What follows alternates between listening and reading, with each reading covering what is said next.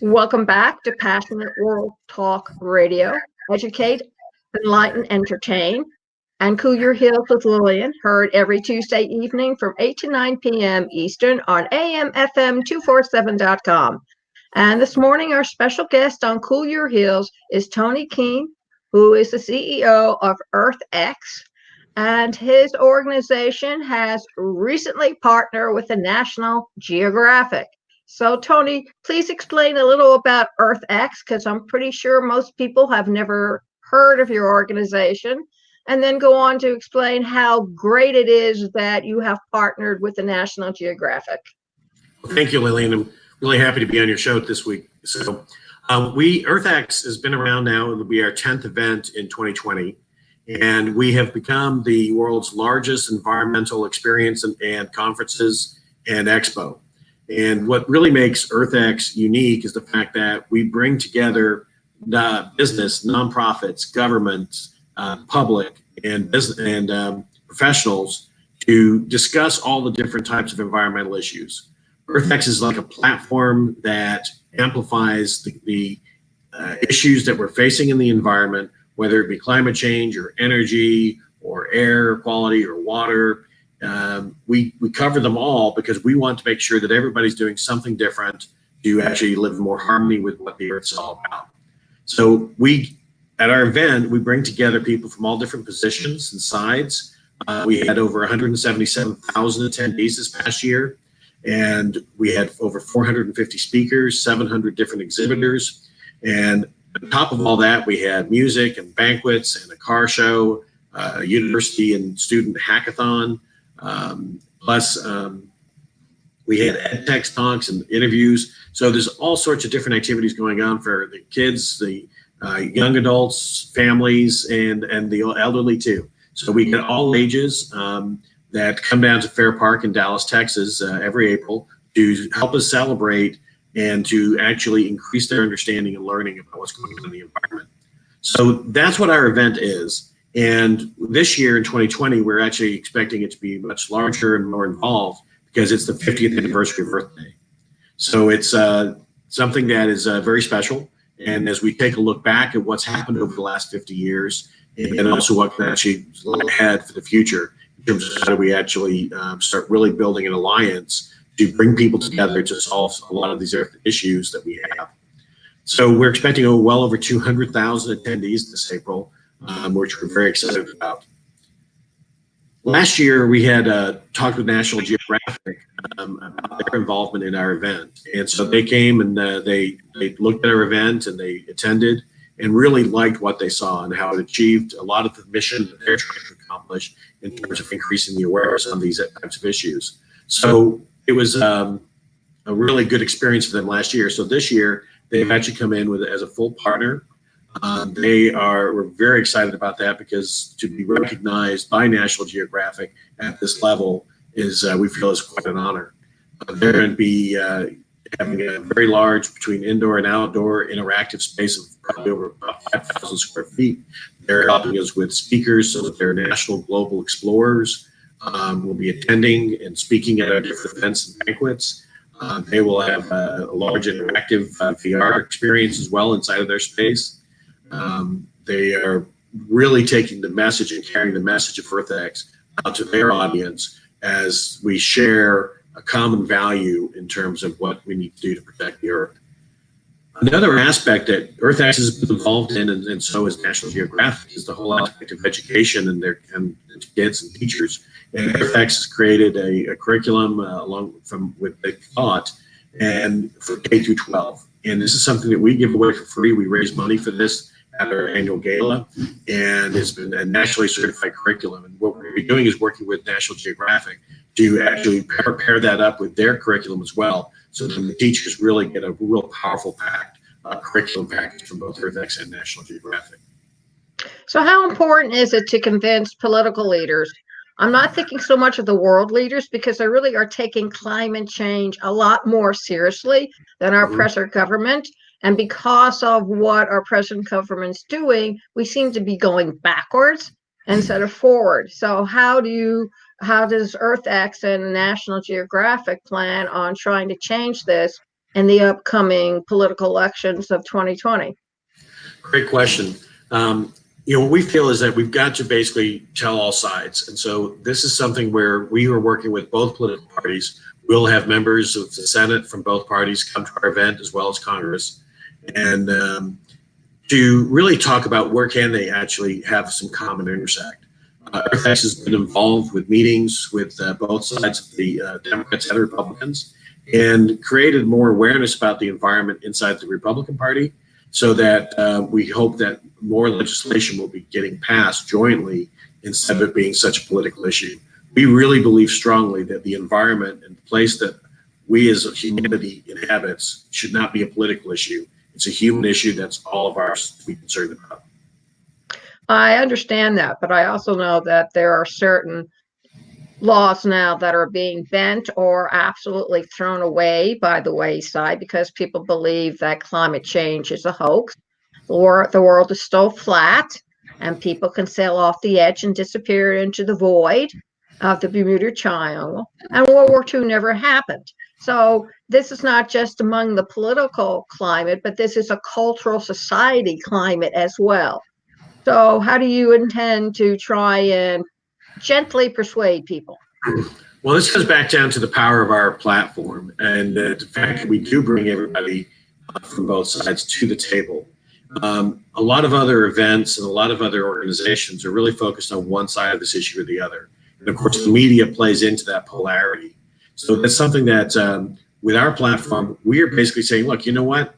We really don't care what you think in either side. What's important is that you come together at EarthX and have these types of discussions so that we can actually have, the end result being a practical, pragmatic solution that everybody can get behind. We feel our biggest mission is how do we increase the awareness around the variety of environmental issues that are out there. We always say start climate change. And let's not talk about climate change. Let's talk, do you want clean air? Do you want clean water? Do you want easy access, cheap renewable energy? Most people are going to say yes to that. And when you look at the surveys of actually the voters in both parties, the majority of voters in both parties want the government to deal with these issues. So there is support for this on both sides of the line. So, but it's our job just to continue to emphasize that we're all in this together. We are. Have you invited that young lady from Europe who has been doing a lot of demonstrations and trying to have a call to action among the young people and hold the politicians accountable? We had conversations through some of our people that are associated with EarthX in New York in Climate Week there. Unfortunately, she's not able to come to our event in this April.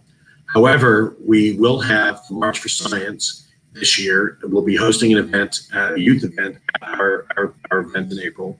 They're going to be taking their youth leaders from around the world and holding a conference on the weekend at EarthX. So we will have a lot of youth leaders at our event. We will not have Greta, but we will have others. So what kind of education are you planning to get out to the school systems across the United States in order to bring not so much awareness, because the kids are aware. I mean, I have 3 grandkids, 2 of them are 13 and 1 is 6, and they can tell me more about what's wrong with the environment than I can. However, I also know that if you start educating them now, by the time they become responsible citizens, you have more of a chance of achieving what you want to do rather than just go along as a status quo. Yes, what we do is the curriculum we have is focused on different aspects of the environment, and it's all STEAM based. So it involves both there's a film component, an arts component, as well as the science and the technical component side of the curriculum. But I mean, at our event, what we try to do is we have, we bring in students from a variety of different school districts. Last year, we had over 5,400 students coming on our Friday as field trips. And what we do is we curate exhibitors and organizations that have different information that's appropriate for their age group to learn more about what they can do, what difference they can make as an individual.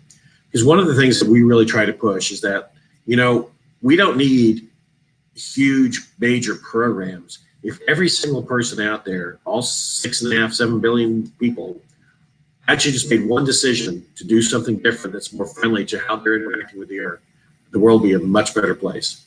So what we try to do is increase that education. Last year, what we did is we actually measured people's understanding of these environmental issues before they came to our event. And then we also then surveyed them afterwards. We actually had a 30% increase in understanding of environmental issues after attending our event than where they were before attending our event. So we were really proud of that, the fact that we are living up to what we tried to accomplish in terms of increasing awareness and education. We will have this year we'll have over 10,000 students coming through for those field trips, and we plan to give them a fun time, but also a learning time. And that was just an amazing, for me personally, to see those kids' faces that afternoon after they've been running around and learning, and just how enthusiastic and excited they were. That just makes it all worth it. Will you be inviting some of the other organizations, like the one that's cleaning up the ocean with the plastic, and there are other organizations that have been put together and they're targeting certain areas that needs to be addressed? Are you going to be inviting them as well? Yeah, we invite all other nonprofits that are environmentally related. We'll have probably well over 250 different nonprofit organizations that will be in attendance at our event, also showcasing and exhibiting what they do to make the world a better place. So it's important that organizations like World Wildlife Fund, the Nature Conservancy, and then also smaller ones like the Trinity River Coalition here in Dallas. From all different, both from a local, a state, and the national and the global level, will be attending. We will have Green Cross International and several of their chapters from around the world will be attending at our event, talking about the different types of environmental projects that they're doing in each one of their countries. That sounds really good. Tony, can you tell everybody where they can find you, EarthX, and Sure. about your event and everything else that goes along with it? Absolutely. Well, on the internet, it's www.earthx.org, O-R-G. So you can find everything on our website, as well as join us on our EarthX League app, which also is now creating a large virtual community for EarthX and creating a set of resources that people who are interested in the environment and different environmental issues will be able to communicate and discuss things with others that are like-minded, as well as find resources online for them as well. So all that information is available on earthx.org. Terrific. And ladies and gentlemen and children of all ages, you can see this all over again on youtube.com under /PWR network. You can also be seeing it next Tuesday evening on AMFM247.com. Cool your heels after you put in the appropriate HTTPS. And you'll also see it on the website, which is https://nationalworldtalkradio.com. Scroll down to the right-hand side of the menu. You'll see Cool Your Heels. Click on that, and you'll see the video posted. Before you go away and stray, Bishop Berkeley had this to say in 1740, "He who says there's no such things as an honest man, you may be sure he himself is a knave." Thank you all very much for listening. And remember, please keep listening. Thank you. Thank you.